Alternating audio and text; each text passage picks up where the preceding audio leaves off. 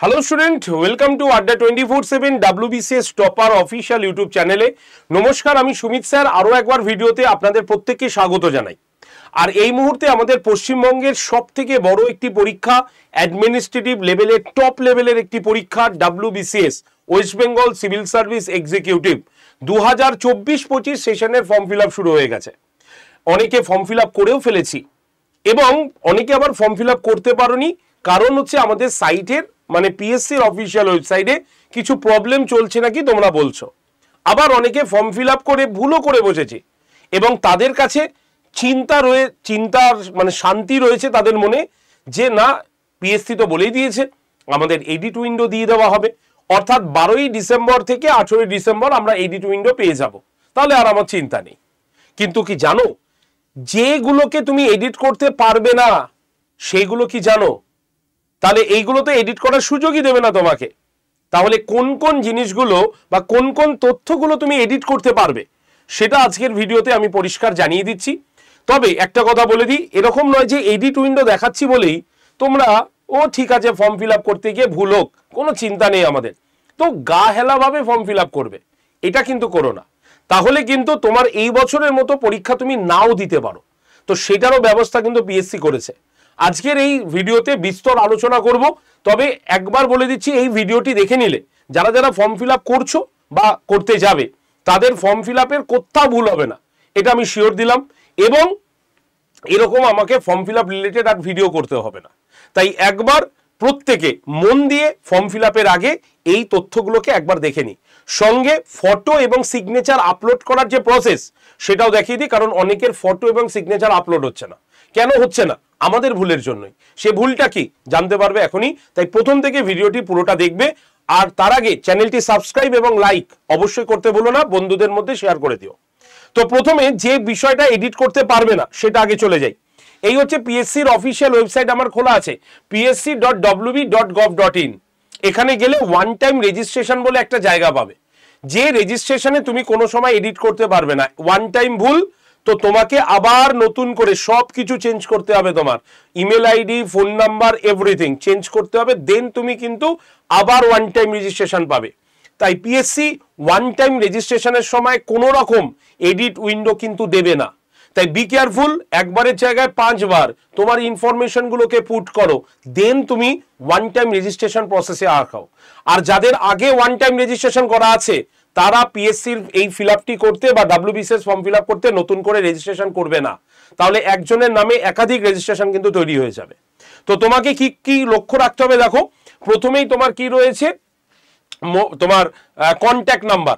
যে কন্ট্যাক্ট নাম্বারটা দেবে সেটা যাতে ভ্যালিড কন্ট্যাক্ট নাম্বার হয়, সেটাকে তুমি কিন্তু চেঞ্জ করবে না, সেটাই তোমার যাতে পার্মানেন্ট নাম্বার হয় সেটা দেবে। ঠিক আছে, তোমার কি রয়েছে দেখো, ওয়ান টাইম রেজিস্ট্রেশনের ক্ষেত্রে আর কি রয়েছে, তোমার রয়েছে কি প্রথমে create password, very very important. এই পাসওয়ার্ডটা আমরা অনেকেই ভুলে যাই, তাই যে পাসওয়ার্ডটা তুমি এখানে দেবে তার কনফার্ম পাসওয়ার্ড সেম যদি না দাও তাহলে কিন্তু নেক্সট তোমাকে এগোতে দেবে না, জায়গাটা লাল হয়ে থাকবে। ক্রিয়েট পাসওয়ার্ডের সময় মনে রাখতে হবে তুমি কি কি ইউজ করবে।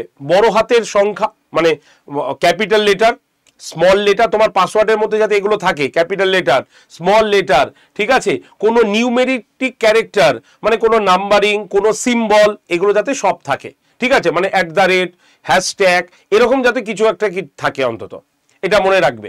আর এটা যাতে মিনিমাম 8টা মানে ওয়ার্ডের মধ্যে থাকে, মানে ওই সংখ্যা ধরে 8টার কম হলে কিন্তু নেবে না। তাই পাসওয়ার্ড ক্রিয়েটটা খুব ভালোভাবে করবে।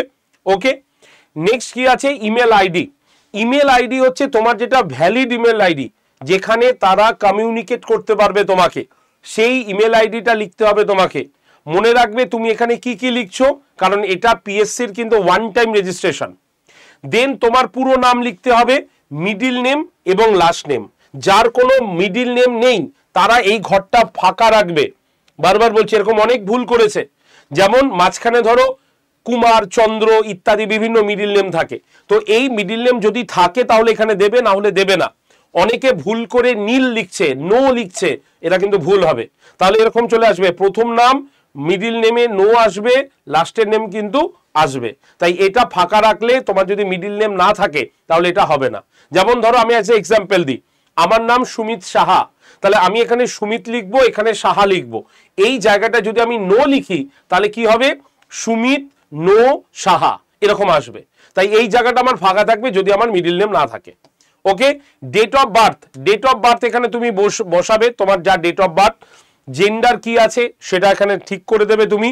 তারপরে বাবার নাম, বাবার নামের আগে কোনো সময় মিস্টার, ডক্টর এগুলো মেনশন করবে না। বারবার বলছি কিন্তু এখানে লেখা আছে, বারবার ভুল থেকে এড়িয়ে যাও, ডক্টর মিস্টার ব্যবহার হবে না। মায়ের নামের আগেও মিসেস, ডক্টর কিচ্ছু ব্যবহার হবে না এগুলো, ঠিক আছে? শুধুমাত্র নামটাই ব্যবহার হবে, পদবিটা ব্যবহার হবে, এবং সেটাও ব্যবহার করবে যেটা তোমার মাধ্যমিকের সার্টিফিকেটে লেখা রয়েছে, সেইটাই কিন্তু ইউজ করবে এখানে। বোঝা গেল? তাহলে এই হচ্ছে সামান্য জায়গা যেখানে ওয়ান টাইম রেজিস্ট্রেশন তোমার হবে। যদি ভুল করেছো তাহলে এটার এডিট উইন্ডো পাবে না। তাহলে এডিট উইন্ডো কিসের আসবে? অনলি ফর ফর্মের ক্ষেত্রে এডিট উইন্ডো আসবে। বোঝা গেল? এডিট উইন্ডো অনলি ফর্মের ক্ষেত্রে আসবে। এটুকু অবধি ক্লিয়ার করালাম, সবাই বুঝতে পেরেছো? নেক্সট পরের স্টেপে চলে যাব। পরের স্টেপে যদি আমরা যাই তাহলে আমরা দেখব যে এখানে কোয়ালিফিকেশনটা আমাদের একটা বড় ম্যাটার হয়েছে। আমরা ভুল করছি, অনেকেই করেছে, যারা গ্র্যাজুয়েশন এখনো কমপ্লিটই করেনি, সেমিস্টার ওয়াইজ চলছে, তারা ভাবছে এখন আমি ফর্মটা ফিল আপ করে দিই। আরে ফর্মটা তো ফিল আপ করে দিই, পরে দেখা যাবে কি হবে। পরে দেখা যাওয়ার আগে নিচে কিন্তু তোমাকে ফর্ম সাবমিটের সময় একটা জায়গায় টিক করতে হচ্ছে, যেখানে বলা রয়েছে যে তুমি যা ইনফরমেশন দিচ্ছ সবই সঠিক, আর যদি ভুল হয় তাহলে পরে এগেনস্টে তোমার ব্যবস্থা নেওয়া যেতে পারে। তার মানে তুমি কিন্তু জেনে শুনেই ফর্মটা ফিল আপ করছো। তাই পরিষ্কার আমি কোয়ালিফিকেশন দেখে বলে দিচ্ছি, পরিষ্কার একটা কথাই বলা রয়েছে যে তোমাকে কি করতে হবে, তোমাকে কিন্তু গ্র্যাজুয়েশন কোয়ালিফাই করতেই হবে।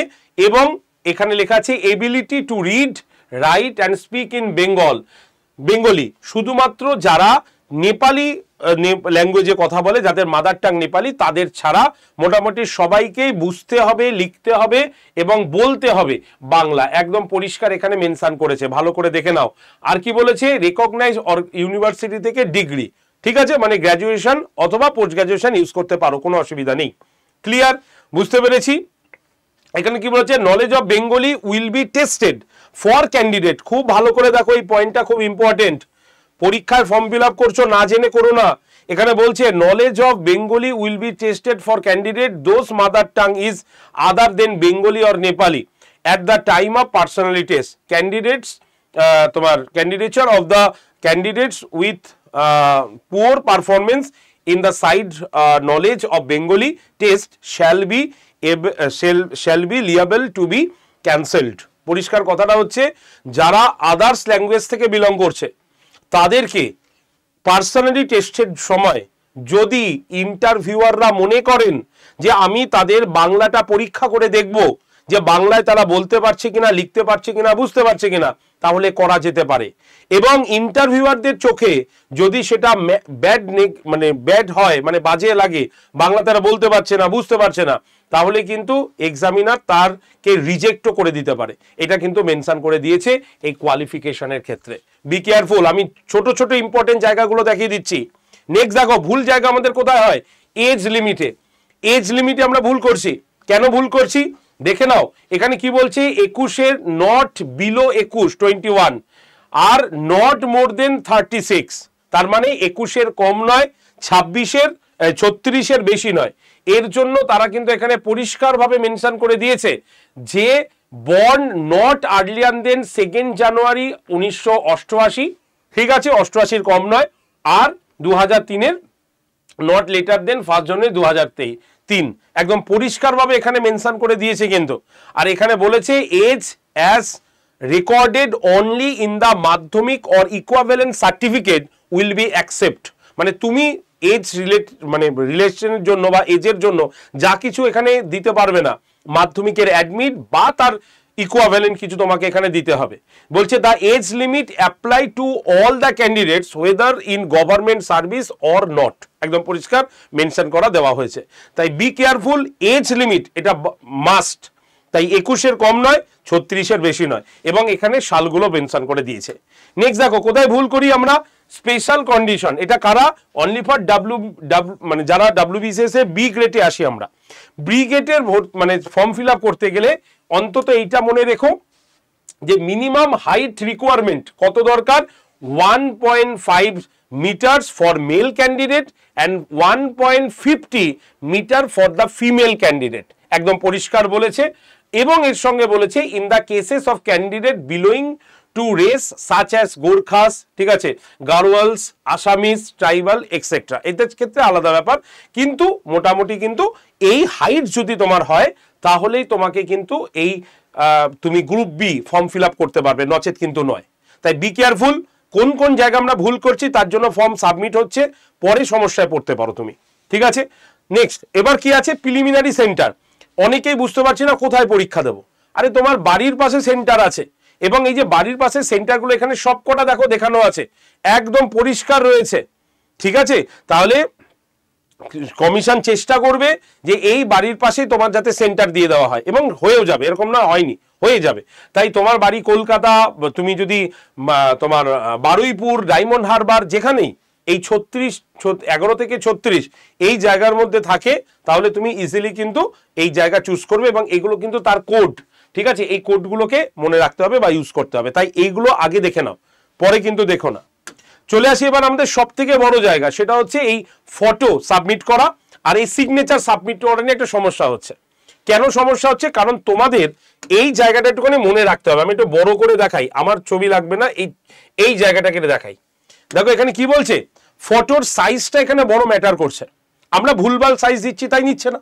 তাহলে সাইজ আমাদের কি রাখতে হবে, ফটোর কালার ফটো হতে হবে, ঠিক আছে, কালার ফটো, রিসেন্ট তোলা ছবি, যেটা 4.5 সেন্টিমিটার ইন্টু 3.5 সেন্টিমিটারের মধ্যে যাতে থাকে, মানে 4.5 3.5, ওকে। এবং এটা যাতে জেপিজি ফরম্যাটে থাকে, যার টোটাল সাইজ কত হবে, এখানে বলছে 20 কেবি থেকে 100 কেবির মধ্যে, 20 কেবির থেকে 100 কেবির মধ্যে অনলি জেপিজি ফরম্যাট বা পিএনজি ফরম্যাটে যদি তোমার ফটো থাকে তাহলে তুমি এখানে আপলোড করতে পারবে, নচেত নয়, পরিষ্কার বলেছে। তাই ভুল যদি করছো তার জন্য এখানে হচ্ছে না। তাই ফটোর ডাইমেনশন মনে রাখবে 3.5 টু 4.5, ওকে। আর কি দেখছো তুমি, 20 কেবি থেকে 100 কেবির মধ্যে জেপিজি অথবা পিএনজি ফরম্যাটে ফটো তোমাকে আগে থেকে লোড করে রাখতে হবে। আর আরেকটা কথা মনে রাখি, তুমি যখন ফটোটা আপলোড করবে তার আগে মেশিনে, যখন তুমি কম্পিউটারে ফটোটা রাখছো ডিভাইসে, ওখানে তোমার নামটা কিন্তু লিখে রাখো, ঠিক আছে। নেক্সট চলে আসি, এবার দেখো সিগনেচারের ক্ষেত্রে আমি চলে আসি। সিগনেচারের ক্ষেত্রে যদি দেখি, তাহলে সিগনেচারে কি আছে, আমি একটু বড় করে সিগনেচারটা দেখাই, দেখে নাও।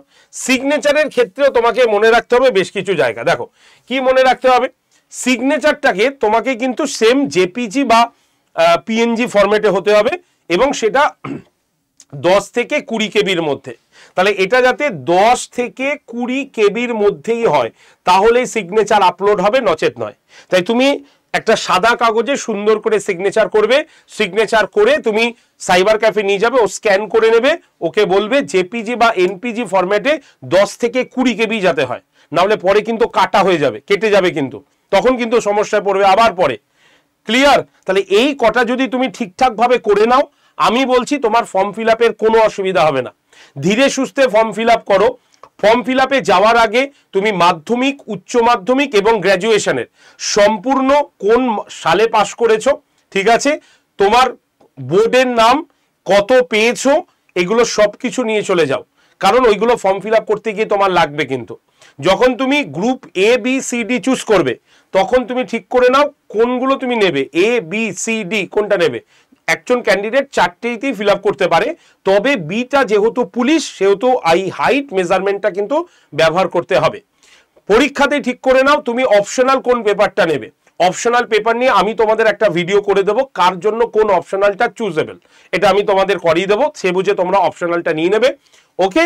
আর এইভাবে ফর্ম ফিল আপ করো। 210 টাকা জেনারেলদের ফর্ম ফিল আপ করতে কিন্তু লাগছে। আর ফর্ম ফিল আপের লাস্ট ডেট তোমরা সবাই জানো যে আমাদের ফর্ম ফিল আপের লাস্ট ডেট কিন্তু ডিসেম্বর মাসে, অর্থাৎ 9 ডিসেম্বর ফর্ম ফিল আপের লাস্ট ডেট, আর 12 ডিসেম্বর থেকে 18 ডিসেম্বর হচ্ছে এডিট উইন্ডো আসবে। Clear? Edit window only for ফর্মের ক্ষেত্রে আসবে, কোনো ওয়ান টাইম রেজিস্ট্রেশনের ক্ষেত্রে আসবে না। বোঝা গেছে? সবাইকে বোঝাতে পেরেছি? বেশ, তাহলে ফর্ম ফিল আপ তো হয়ে গেল। এবার প্রস্তুতির জন্য তোমাদের ফ্রি ক্লাস আমি সোম থেকে শনিবার পর্যন্ত হিস্ট্রি এবং পলিটির সকাল 9টাতে নিচ্ছি। ফ্রি ক্লাসে যারা জয়েন করতে চাইছো তারা হোয়াটসঅ্যাপে হাই লিখে পাঠাও, এই হোয়াটসঅ্যাপ নাম্বার 8013492626, এই হোয়াটসঅ্যাপ নাম্বারে জাস্ট একটা হাই লিখে পাঠাও ফর ফ্রি পিডিএফ এর জন্য, for free PDF and class. ঠিক আছে, ফ্রি ক্লাস এবং ফ্রি পিডিএফ এর জন্য এই যে হোয়াটসঅ্যাপের নাম্বারটা দিলাম 8013492626, এই নাম্বারে হোয়াটসঅ্যাপে জাস্ট একটা হাই লিখে পাঠাও। তোমার কাছে অটোমেটিক একটা গ্রুপ জয়েন্টের লিঙ্ক যাবে, সেই লিঙ্কে ক্লিক করে তুমি গ্রুপে জয়েন্ট হয়েছো। ঠিক আছে, আমি ঠিক সকাল 9টার আগে আমি সেন্ড করে দেবো তোমাদের ক্লাসের লিঙ্ক, সেই লিঙ্কে ক্লিক করে তোমরা গ্রুপে আসো, ক্লাসে আসো, ক্লাসের পর সেই গ্রুপেই তোমাদের পিডিএফ দিয়ে দেওয়া হবে। ঠিক আছে, নাম্বার লিখেছো। আর যারা আমাদের কাছে পেড ব্যাচে আসতে চাইছো তাদের জন্য বলি, এই হচ্ছে আমাদের WBCS প্রিলিমসের পেড ব্যাচ, এবং এই যে পেড ব্যাচটা দেখছো এখানে আমরা সব আপডেটেড সিলেবাসের উপরে সম্পূর্ণ পেড ব্যাচ মানে সমস্ত ক্লাস আমরা করাবো। এখানে প্রত্যেকজন স্যার ম্যাডাম ইন্ডিভিজুয়াল সাবজেক্টগুলো তোমাদের সামনে তুলে ধরবেন এবং ডিটেল প্লাস এমসিকিউ এর মাধ্যমে তোমাদের পড়াবে। এরকম নয় অনলি এমসিকিউ করে হবে না, প্রথমে ডিটেলসে আসবে, দেন সেখান থেকে এমসিকিউ তোমাদের কাছে যাবে। ঠিক আছে, তাই যারা যারা ভর্তি হওনি আজকেই ভর্তি হয়ে যাও। আজকে থেকে কিন্তু ক্লাস শুরু হচ্ছে 24শে নভেম্বর। আর এই ব্যাচে তোমরা কি কি পাবে? 250 ঘন্টার বেশি লাইভ ক্লাস পাবে, প্রত্যেকটা ক্লাসের লাইভের পাশাপাশি recorded video, mock test, PDF, ebook এবং 3টে প্রিন্টেড বই ভর্তির 7 থেকে 10 দিনের মধ্যে তোমার বাড়িতে গিয়ে পৌঁছাবে। তাই যারা যারা ভর্তি হতে চাইছো, এই হচ্ছে তোমাদের ডিসকাউন্ট কুপন কোড Y368, এই কুপন কোডটা ইউজ করবে, দাম 1971 টাকা মাত্র, এবং ভর্তি হবে কোন নাম্বারে? এই নাম্বারে কল করে নেবে, এই যে নাম্বার 8013492626, এই নাম্বারে আমার সঙ্গে কল করে নেবে। আমি সম্পূর্ণ ভর্তির প্রসেস বলে তোমাকে ভর্তি করিয়ে দিতে পারবো, আমাদের টিম তোমাকে করিয়ে দেবে 8013492626 নাম্বারে। আর যারা WBCS prelims, mains, interview optional সব কিছু নিতে চাইছো তাদের জন্য WBCS মহাপ্যাক প্রো প্লাস রয়েছে।